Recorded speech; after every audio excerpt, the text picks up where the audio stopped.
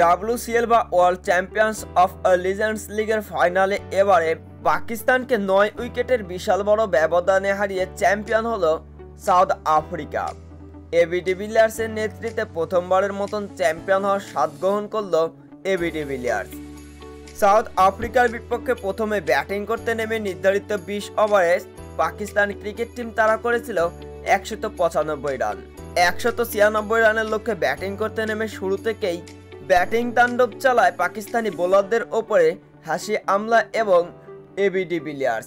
Impact player হিসেবে অবশ্য batting করতে এসেছিল এই দিন এবি ডিভিলিয়ার্স এবং মিস্টার 360 খ্যাত এবি ডিভিলিয়ার্সের মাত্র 47 বলে এই দিন বিধ্বংসী সেঞ্চুরি, সেই সাথে সাথে 200 স্ট্রাইক রেটে এই দিন 12টি ফোর এবং 7টি ছক্কার মারে মাত্র 60 বলে 120 রানের বিধ্বংসী ইনিংস খেলেন এবি ডিভিলিয়ার্স।